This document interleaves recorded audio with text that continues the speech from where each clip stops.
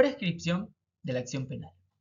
Pues bien, estamos ante un instituto que es absolutamente trascendental y cuyo conocimiento y comprensión es indispensable para todo abogado.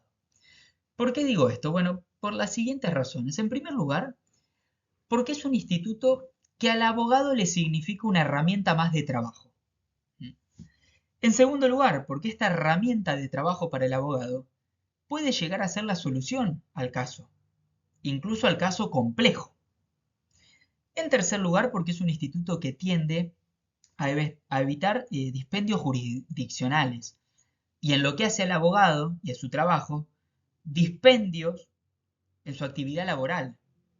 He visto en más de una ocasión abogados que piensan, elaboran y luego ejecutan elaboradas estrategias de trabajo cuando quizás la solución al caso era muy sencilla y era la presentación de un escrito con una línea en la cual se peticionaba la prescripción de la acción penal.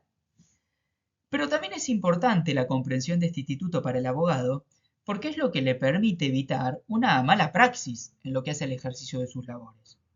He visto también en más de una ocasión cómo abogados presentan denuncias elaboradas debidamente desde lo técnico y desde la faz probatoria, pero sin advertir que el delito que están denunciando se encuentra prescripto en lo que hace a la acción penal y que consecuentemente esa causa difícilmente camine. En consecuencia, el abogado embarca al cliente en una batalla judicial que no va a tener favorable tramitación. Es un problema.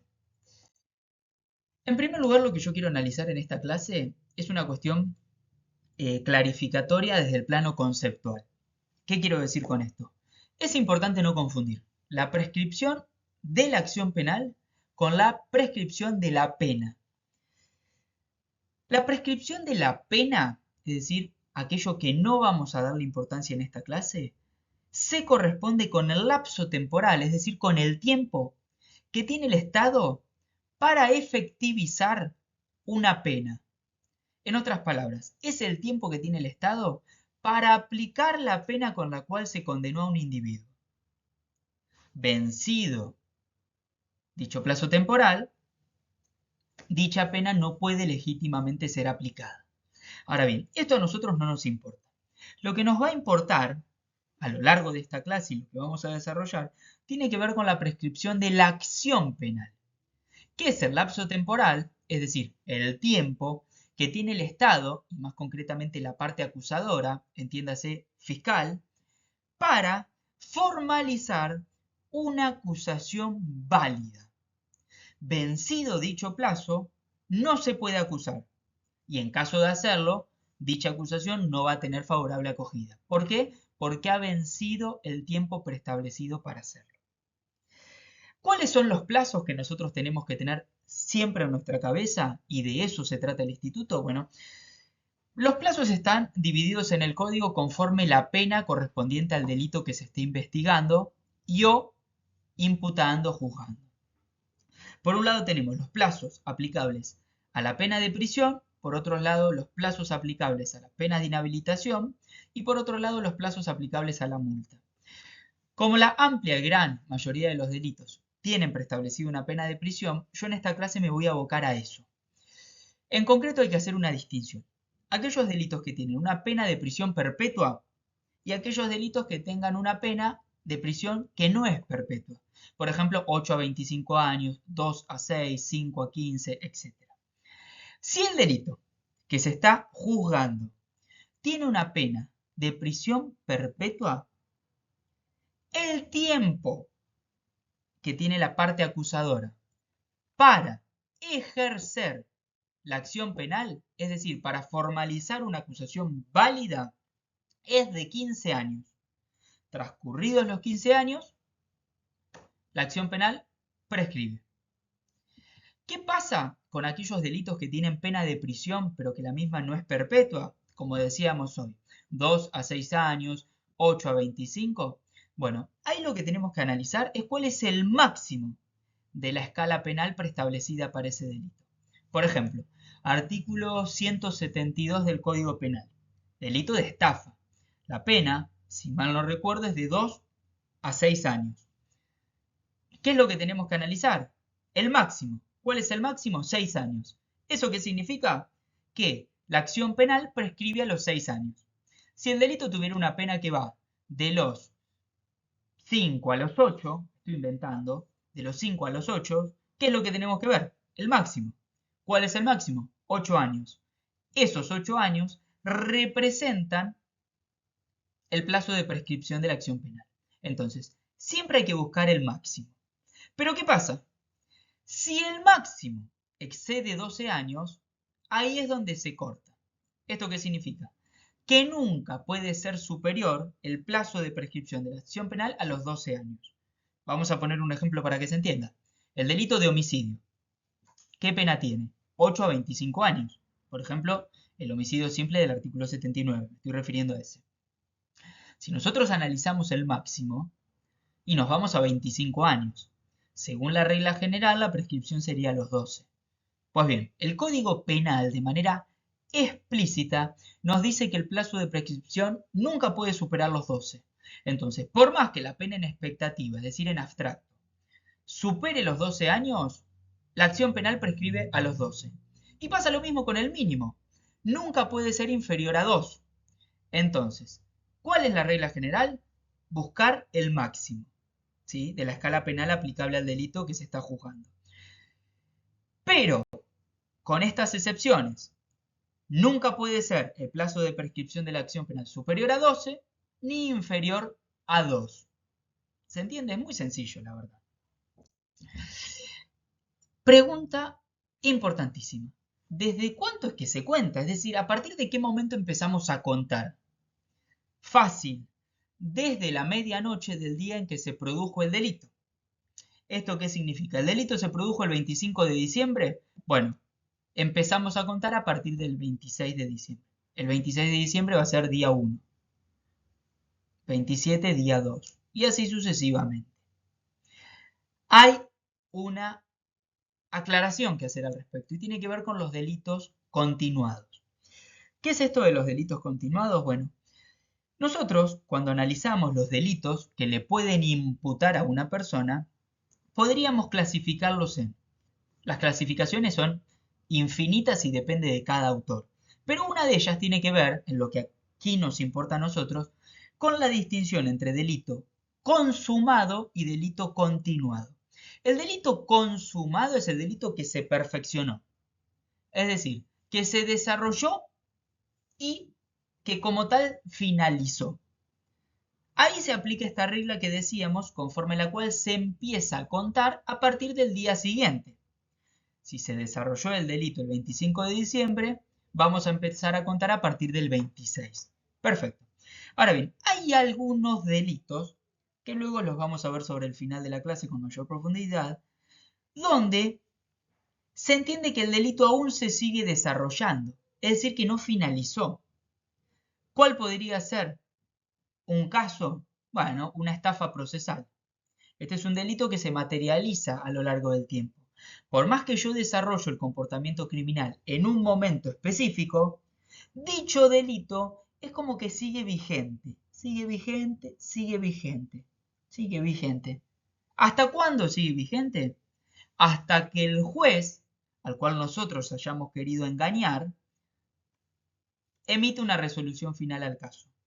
Ya lo vamos a ver más en detalle con el correr de la clase. Pero lo que sí quiero aclarar es que esta regla general, conforme la cual se empieza a contar desde el día siguiente, tiene como excepción o no es aplicable en el caso de los delitos continuados. Otro ejemplo sería el secuestro. Si yo tengo secuestrada a una persona en mi casa, ¿sí?, hasta tanto el secuestro no cese, es decir, hasta tanto la persona no recobre su libertad, no empieza a contar el plazo de prescripción, porque la persona sigue secuestrada.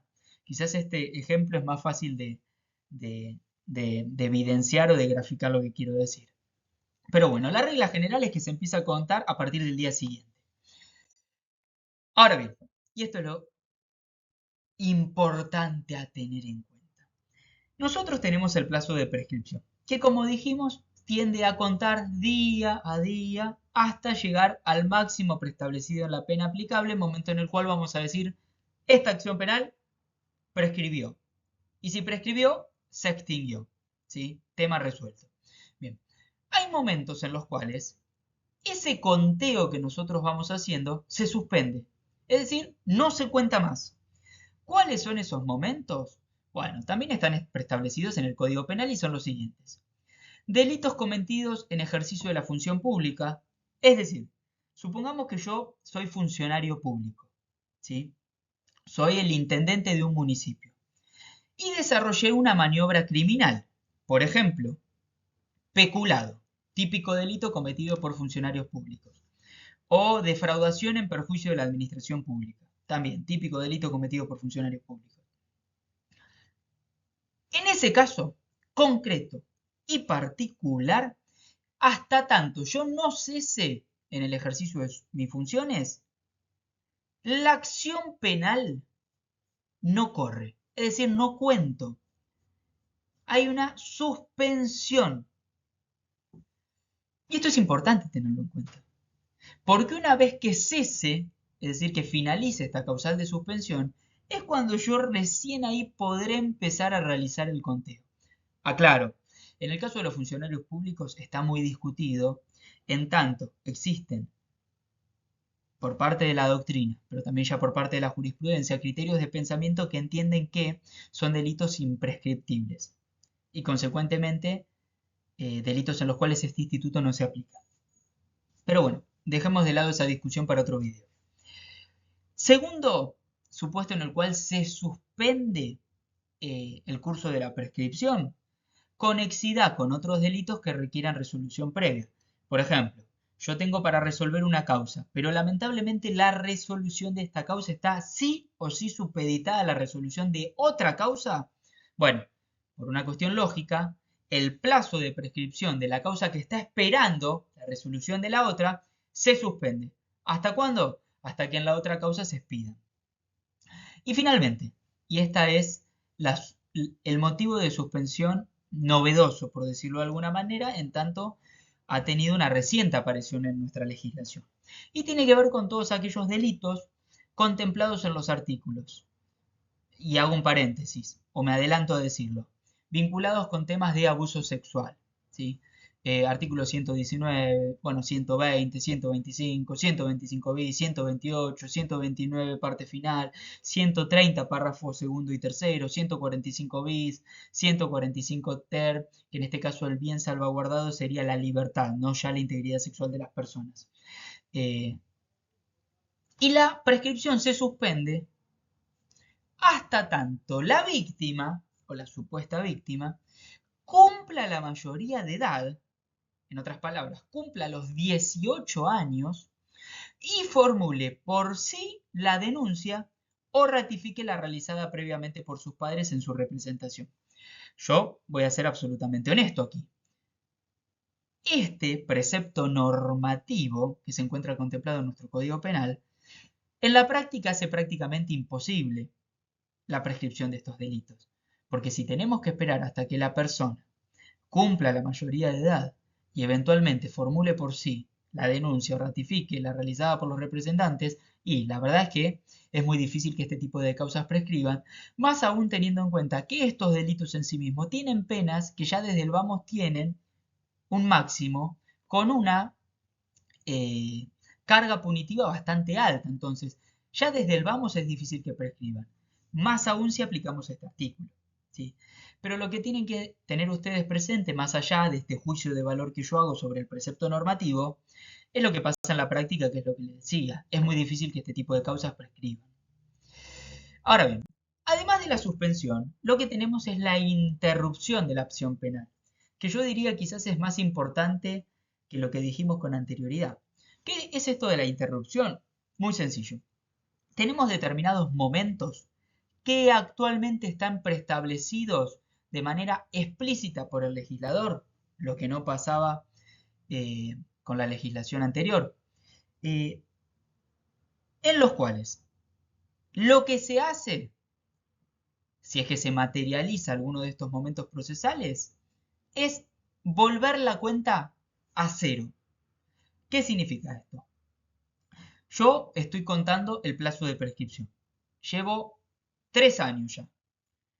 Supongamos que la causa prescribe a los 6 años. Yo ya tengo 3. Si se dan alguno de estos supuestos que ahora vamos a leer, por ejemplo, primer llamado al imputado para prestar declaración, esos 3 años vuelven a 0. Y consecuentemente se tiene que volver a contar. 1, 2, 3, 4, 5, 1 año, 2 años, 3 años, 4 años. Entonces, es importante conocer en detalle y comprender, porque esto requiere una posterior comprensión, no vale solo con conocer, sino que hay que comprenderlo, porque acá hay interpretaciones mediantes que ha asentado la doctrina a lo largo de los años. Es muy importante. ¿Cuáles son estos momentos de interrupción de la acción penal? Primero, comisión de otro delito. Si se comete un nuevo delito, la cuenta vuelve a 0. Primer llamado al imputado para prestar declaración. ¿Esto qué significa? Que el fiscal presenta formalmente, ¿sí?, el llamado, es decir, la citación o el anoticiamiento para que el imputado concurra a prestar efectivamente declaración indagatoria.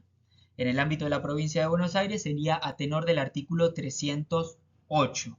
En el Código Procesal de Buenos Aires no se habla de indagatoria como sí se lo hace en el Código Procesal Penal de la Nación. El instituto es el mismo. ¿Qué pasa con este primer llamado? Que a veces en la práctica los fiscales, cuando están viendo que la causa se está por prescribir, la acción penal, ¿qué hacen? Presentan este primer llamado. Y el primer llamado nunca se lleva a cabo, es decir, queda el escrito en el expediente anexado, el primer llamado se realiza, pero nunca se materializa la indagatoria, es decir, efectivamente nunca se realiza la audiencia de la indagatoria, es decir, de la declaración del imputado. El tema es que si uno analiza desde un punto de vista literal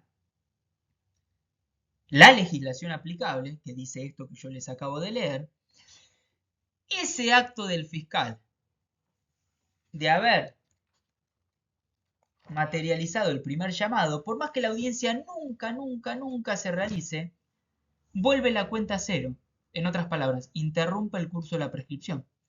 Y a partir de ahí, el fiscal tiene nuevamente todo un lapso temporal para seguir investigando y demás. Esto es algo que en la práctica se ve bastante, lamentablemente. Y si bien uno podría plantear acá que estamos ante una especie de abuso del derecho, ¿sí?, dependiendo del criterio interpretativo, en tanto nos valemos de una interpretación puramente literal para obtener un beneficio procesal en desmedro de la garantía del imputado de ser juzgado en un plazo razonable, la verdad es que es difícil que en los tribunales este tipo de planteos tenga favorable acogida. Ahora bien, lo que sí, agarrándonos también de esta literalidad, uno tiene que tener en cuenta es lo siguiente. La legislación habla del primer llamado. ¿Esto qué significa? Que solamente el primer llamado va a interrumpir la prescripción, pero no el segundo. Ojo con esto.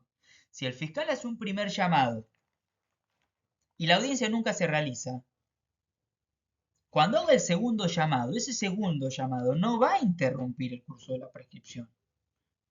Eso es importante tenerlo en cuenta. Es decir, la interpretación literal, si bien en primer lugar puede beneficiar al fiscal, luego esa misma interpretación literal puede perjudicarlo y beneficiar a la defensa.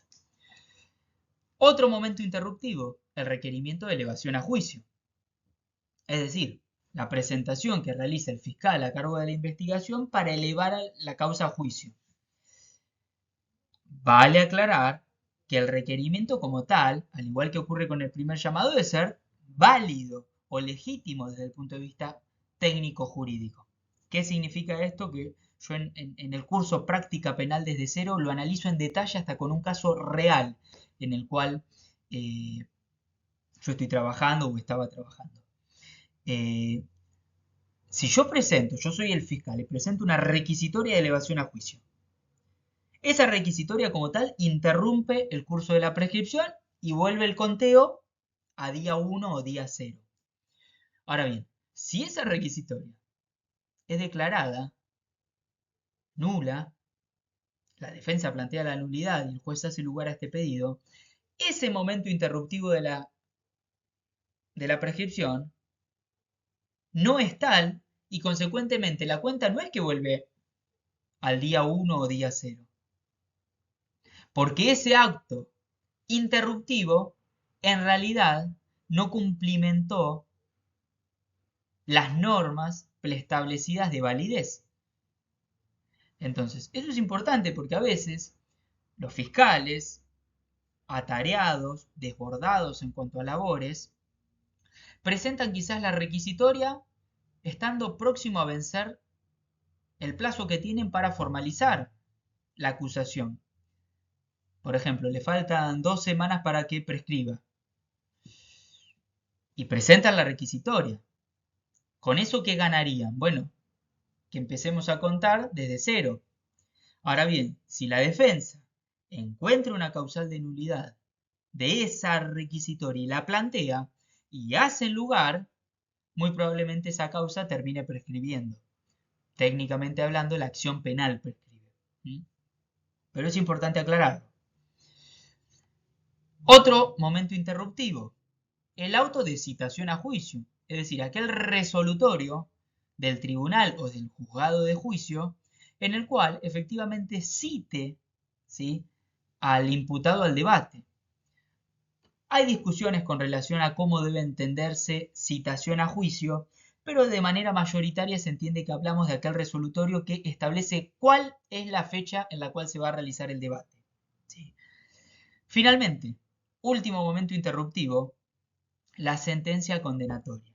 Y acá nuevamente vuelvo a esta distinción que hacía hoy entre conocer y comprender. No basta con conocer que la causal interruptiva es la sentencia condenatoria, sino que hay que entender el término. ¿Por qué?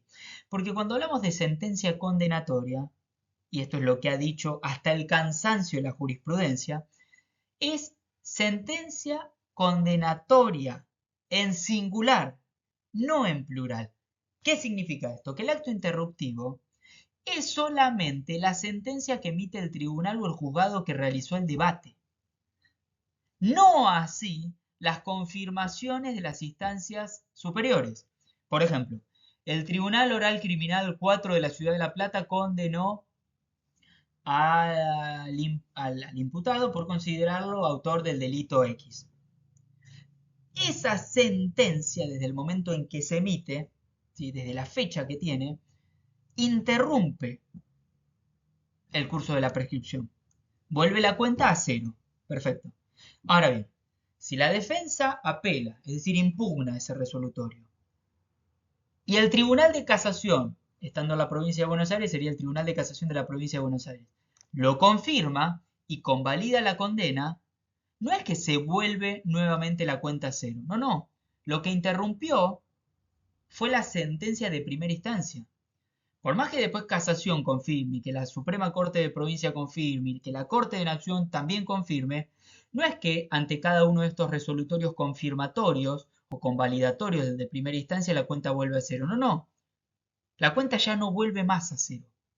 El último acto interruptivo del curso de la prescripción que establece el Código Penal es la sentencia condenatoria. Luego de ello, no se interrumpe más. La cuenta nunca más vuelve a 0. Hay una cuestión para clarificar. Causas con coimputados. ¿Qué pasa? En algunos casos, el hecho que se está juzgando tiene más de un imputado. Bueno, ¿qué es lo que hay que tener en cuenta? Que es importantísimo. Que la prescripción corre de manera independiente y paralela para cada imputado. Puede ser que la acción penal con relación a un imputado esté prescripta, pero no así con relación al otro. Entonces, no necesariamente la prescripción de uno beneficia al otro. Importante. Una salvedad, o si se quiere una excepción a esta regla general, se dan las causas de funcionarios públicos. Con que un funcionario público siga en el ejercicio de sus funciones, la prescripción se suspende para todos. ¿Sí? Supongamos, en la causa se está investigando al intendente y a un proveedor de cualquier suministro, lo que sea. Es decir, a un funcionario público y a un particular. Ambos están imputados. Por principio general, ¿sí? Esa es la regla general, mientras el intendente desarrolle sus funciones como tales, es decir, mientras esté en el cargo, el curso de la prescripción se suspende. No contamos nada, no hay cuenta, no hay nada. Bien, si bien las acciones penales son independientes para cada imputado, con que uno sea funcionario público, la suspensión se aplica a todos. En consecuencia, es algo que va a perjudicar a todos los imputados y no solo, en este caso, al funcionario público. Vamos a abordar una cuestión práctica, que para ser honesto es bastante sencilla, no tiene mayores complicaciones. ¿Cómo se plantea? Muy sencillo, se puede plantear por escrito, en cualquier tipo de escrito. Por ejemplo, en una oposición a la requisitoria de elevación a juicio, puedo hacer una cápita en el cual planteo la prescripción. Perfecto. O puedo presentar un escrito autónomo, independiente. Pido la prescripción de la acción penal. Perfecto. ¿En qué instancia se puede plantear? ¿En qué momento? En cualquier momento. En el que a uno le guste. Eso es una cuestión ya estratégica. ¿Gasto este cartucho ahora? ¿O espero y dejo que siga pasando más tiempo y lo planteo más adelante para estar más seguro del resultado? Bueno, eso no es una cuestión estratégica de cada uno. También se puede plantear de manera verbal, oral. Esto cuando se da en el desarrollo de una audiencia. Por ejemplo, estamos en un debate oral. Yo estoy desarrollando mi alegato de apertura o el alegato de clausura. Bueno, yo ahí mismo puedo plantear la prescripción. Puedo hacerlo tranquilamente.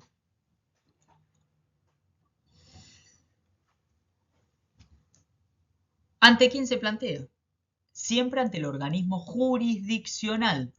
Esto es, jueces, sea un juzgado o sea un tribunal. Si estamos en la etapa de instrucción, por ejemplo, la provincia de Buenos Aires es el juzgado de garantías. Si estamos en la etapa de juicio, puede ser también en la provincia de Buenos Aires tribunal oral criminal o juzgado correccional. Estemos en la legislación que estemos, esto es aplicable a todas las legislaciones del país procesales, siempre el planteo se realiza ante el organismo jurisdiccional, es decir, ante los jueces. Son estos quienes lo resuelven. ¿Qué pasa si el planteo no tiene favorable acogida, es decir, si es rechazado? Se impugna. Así de simple. Se impugna. E incluso podemos llegar hasta las instancias más altas de impugnación. ¿Mm? Dicho esto, damos por culminada la clase. Ha sido una clase bastante sencilla, entiendo yo, pero sobre un tema que es trascendental, absolutamente relevante. Chicos, les pido un favor, si les sirvió, por favor háganmelo saber. Si están viendo este video en el canal de YouTube, suscríbanse al canal, déjenme un comentario, pongan me gusta, realmente eso me ayuda muchísimo y yo estaré sobradamente agradecido. Espero que les haya servido.